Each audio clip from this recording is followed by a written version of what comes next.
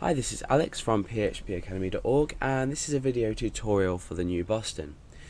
Now, we've already looked at GD. You may have watched the introduction video, how to convert your text and place it into an image. But this time what we're going to be doing is creating a really useful piece of code, and this is going to be contained within index.php. And what this is going to do is it's going to read in an image from our browser URL. So let's just go over to our browser. You'll have something like image equals, and then in this case we're going to say phone.jpg, because what I have here is a file called phone.jpg, which I want to scale down to a specific thumbnail size.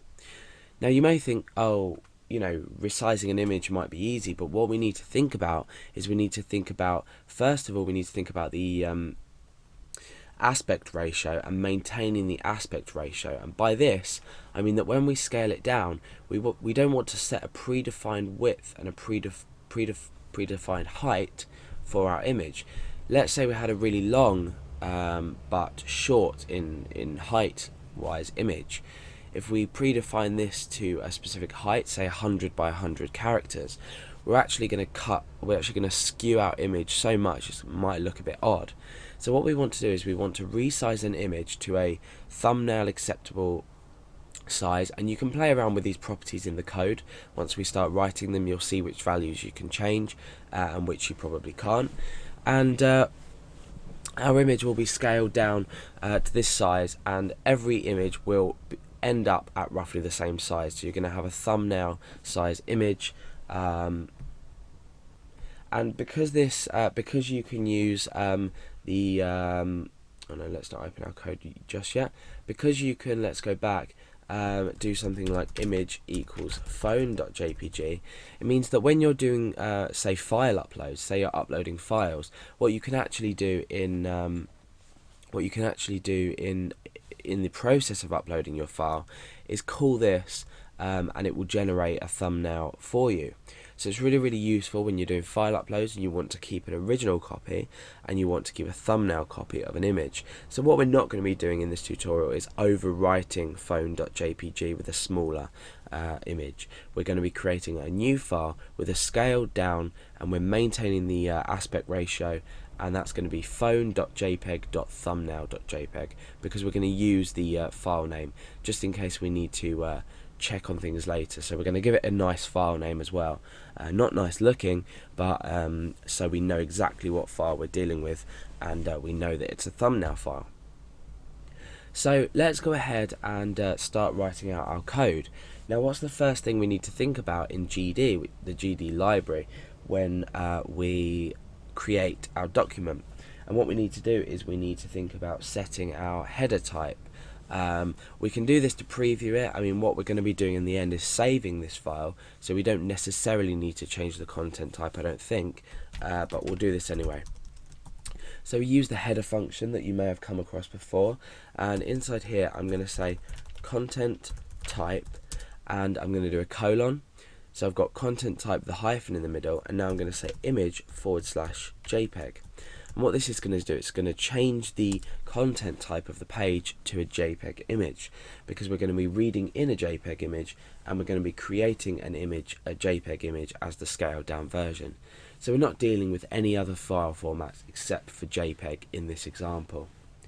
Okay, so now what we need to do is we need to check for the input. So we need to check that a user has supplied an argument to our URL. So using this get variable, we need to say if is set $_get image, then complete the rest of our code. So inside here is going to be the rest of our code. If we haven't supplied an image in here, and by here I mean in around here, so image equals phone.jpg, this value here would equal phone.jpg, then there's no need to run the rest of our code, because we can't create a thumbnail from an image that we haven't already specified. So let's create a new variable called image, and let's set this to the get variable. And the reason I'm doing this is so I can use this image variable later on in the program, in the code, sorry, and reference it a lot easier. Okay, so there's a few things we need to do now, and that is first of all get the size of the image. And when we use the getImageSize function, we actually create an array of the sizes, the dimensions of the image. So it sounds probably complicated, but let's go ahead and do it, and you can see that it's not at all. So I'm going to create a new variable called ImageSize, and this is going to equal the getImageSize function, so getImageSize. So now what we're already doing is we're creating ImageSize variable, which is here, and this is going to be an array. And we're going to be focusing on element 0 and 1 in the array, which is going to be the width and the height. So underneath this, we're going to create some more variables with the actual width and height of the image. So we just supply this with an argument image, because this is the image that we've already picked up. So let's go ahead and comment out this header part, and I'm going to write the code to get the image width and the height, and then we're going to test that this is working. So I'm going to say image width, and this is going to be equal to image_size, then in brackets. So remember, image size is an array, so now we're taking an element of an array, and I want element 0. This is going to return the width of the image.